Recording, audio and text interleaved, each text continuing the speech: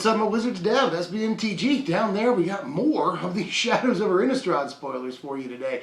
We got a lot of cards coming at a fairly quick clip, so today I'm just going to give you what I think are sort of the most impactful cards from the spoilers today. I'm leaving out a few things that I don't think are very impactful, really at all. But you can always go to mythicspoiler.com, check out everything I've left out here. And no, they didn't pay me, I just really like them. Another day, another planeswalker. This is Jace, Unraveler of Secrets. It's 3 of anything and 2 blue mana, and it starts with 5 loyalty. That's not bad at all, right? You can +1 it to scry 1 and then draw a card. You can -2 it to bounce a creature back to its owner's hand, or you can -8 it to get an emblem that says that whenever an opponent casts their first spell of the turn, you counter that spell. There are a lot of people calling this Jace boring, and I understand that, but in this set that's full of a lot of fresh design and Wizards is trying a lot of new things, I actually sort of welcome the simplicity of this card. And boring doesn't mean bad. Its +1 is pretty darn good, and scrying first is more important than you might imagine. But, you know, card advantage, that's exactly what you want your Jace to do. Its -2 is fine protection, you know, not the best thing ever, but still counts as protection. And I actually really like the ultimate on this thing, and you're not going to get the ultimate all the time or anything, but there are definitely ways in a control deck where you can just, this basically says they never cast a spell. And resolve it for the rest of the game. You know, when they go to cast their second spell, their real spell, we're playing control, we can just counter it with an actual counter spell most of the time. So it's going to be tough for them to ever resolve a spell again if you get the ultimate off, but it's going to be really tough to do that. I'd be remiss if I didn't point out the similarities between this and Obnixilis, as everyone in the world has already done, but those similarities are there, and I really liked playing Obnixilis, you know.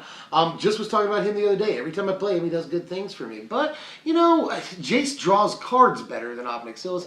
Obnixilis kills creatures better, and their ultimates are completely different, although they are both, like, really grindy and sort of inevitable, but Obnixilis is way more inevitable as far as the ultimates go. So, you know, when comparing the two cards, I think that Obnixilis goes in all these like mid-range decks and stuff, and Jace looks like more of a control card. Although he could go in like a ban mid-range or something like that. Although, you know, I've brought up ban a couple of times recently. That might be real. As far as where this Jace goes, he looks like he'd be good in control, but I don't really want to tap out on turn 5 unless maybe I'm playing no Jutai. Maybe I could see doing that. But as far as this, I don't know if it's worth tapping out on turn 5 for. Not saying it doesn't seem solid. It definitely seems solid. I'm just really not sure at the end of the day what to do with this. But decent card. I'd probably give it like a B-. Next thing I want to talk about is another blue card, and I actually think it's a little bit better than it reads at first glance. This is Epiphany at the Drownyard. Cool name.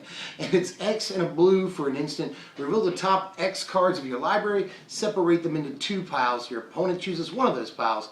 That one goes into your hand. The other pile goes into your graveyard. Most people are just saying that it's the worst thing ever, that your opponent gets to choose which pile goes into your hand.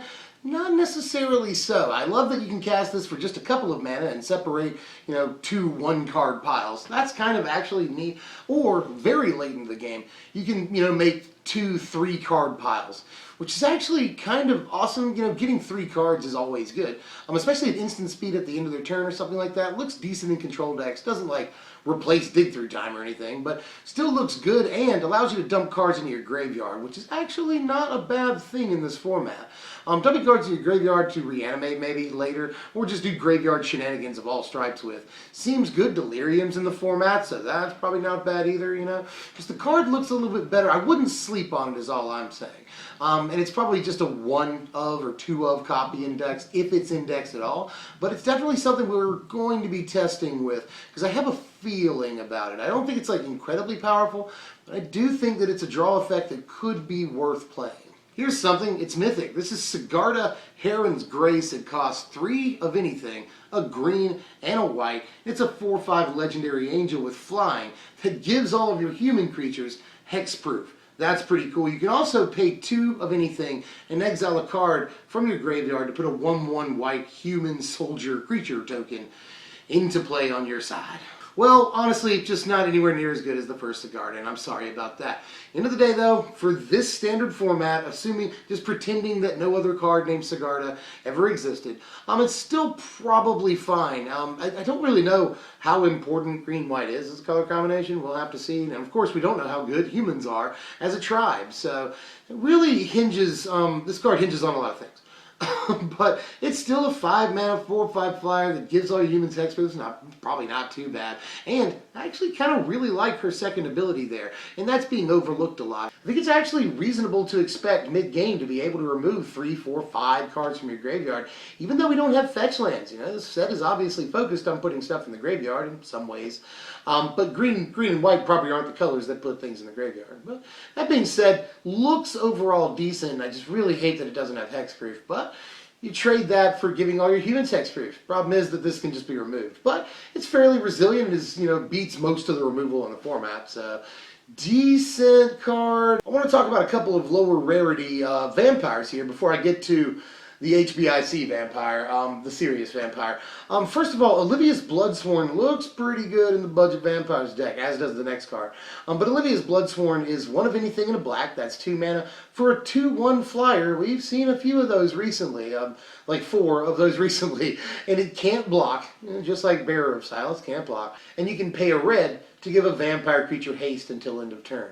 Yes. All of it's yes, and it sort of reminds me of Forerunner of Slaughter in a way. You trade a point of power and toughness for the ability to fly, but still just a mana to give one of your vampires, a member of your tribe, essentially, just like Forerunner, haste. That's good. Just a 2 mana 2/1 flyer, already fair enough stats. It seems relatively pushed. Don't know how important it's going to be in higher level Magic, but just for the budget black-red deck, this is one of those pieces we absolutely needed. Don't want to spend too much time on it, but just want to point out that this is definitely another decent piece for a fairly cheap deck. That's actually looking pretty competitive. Another vampire I wanted to sort of highlight is Indulgent Aristocrat. It's just the 1 black mana for a 1/1 with lifelink, and you can pay 2 and sack a creature to put a +1/+1 counter on each vampire you control. That's pretty good. And the first time you read this, you think it's going to be put a +1/+1 counter on like a vampire you control. No, it's each vampire you control. And I actually think this is kind of neat. We just saw, Falcon Wrath Gorger. That seems like a great 1-drop, don't get me wrong, but it also seems like a terrible top deck. This is the inverse of that, pretty bad early, but amazing when you top deck it late, and just even 1 or 2 activations could be end up in a huge blowout on a board full of vampires. So I would at least look at it for maybe a 2 of, and it's really synergistic, it allows us to drop Zergo, which is what I was playing, alongside Gorger as a 1-drop. You can just play 2 copies of this maybe, I think, as a good top deck. You don't have to play 4 copies or anything. And the red 1-drop is just obviously far superior. But it's a sack outlet, which might matter, and I just love the fact that you can make your team huge for just like 4 mana a little bit later in the game. So look out for it. I don't think this is terrible. That said, 2 mana is sort of prohibitive. Let's be honest. At least it doesn't tap. At least it doesn't tap. We've got that, and it's not sacrificing another creature. You can always sacrifice this if you wanted to. So it could be an early game 1-drop, and then later on in the game sack it to itself if you have nothing else to sack and give your whole team counters. This seems pretty versatile, has some flexibility to it, and I actually like the card more than I did when I first read it. The more I think about it, seemed like a pretty decent piece. But the last thing I want to talk about today is probably my favorite card on the day. This is Olivia Mobilized for War. Silly name. But Olivia Mobilized for War is one of anything, a black and a red. That's 3 mana for a 3/3 Vampire Knight with flying, and of course she's legendary as well. If you're keeping score, by the way, 3 mana for a 3/3 flyer, pretty good right out the gate. But it also has this stupid thing. Whenever a creature enters the battlefield under your control, you may discard a card. If you do, that creature gets a +1/+1 counter, gains haste, and becomes a vampire in addition to its other types. Okay, what? Obviously it's a Madness enabler. Getting sort of sick saying that, though. We need to see a couple more good cards that actually have Madness. Give us a few of those. But, another Madness enabler. And the fact that it gives the creature a counter is awesome. This card is an exercise in things that could have been worse by a lot, This didn't have to be a +1/+1 counter. It could have been a temporary stat boost. It didn't have to be any creature. It could have just said when a vampire enters play under your control and ditched the whole, becomes a vampire in addition to its other types. It also could have been whenever a non-token creature enters the battlefield under your control. it's any old creature. So far, a lot of the discussion around this card has, for whatever reason, focused on how dumb her name is, or how much people don't like the art, or how silly her sword is, because it's just like not structurally sound, it's really impractical. So, I mean, a lot of weird discussion about the card, but don't sleep on the actual card. The actual card is absolutely dumb, and instantly the best 3-drop you can play in Rakdos aggro. And even in the Vampire Rakdos deck, I'm including Drana in that, although you probably play both of them together. But this is just absolutely instantly the best 3-drop for any aggressive Rakdos deck. And we are building the budget red-black aggro, but definitely seems like this card is going to be the major difference between budget and non-budget, because it's probably going to fetch a pretty penny for at least a month or so. And I don't know if it's going to cool off after that. It all depends on the impact of the card, but the card will almost certainly have some impact. It's just too stacked not to be played. That's all I got for now. There's probably going to be more spoilers tomorrow, and very soon I'm going to bring you the Rakdos Madness deck. So stay tuned for all the content, and whenever the set comes out, we'll have the set review, we'll have pre-release stuff, draft. There'll be a lot of stuff we've got coming up. So subscribe if you're new, and if you enjoy the content, hit the like button. That seems like the most prudent thing to do. You can also share if you want to, whatever you want to do. But in any case, I'll see you guys later. Thanks for watching, my wizards. And the sword that she's carrying is really like impractical.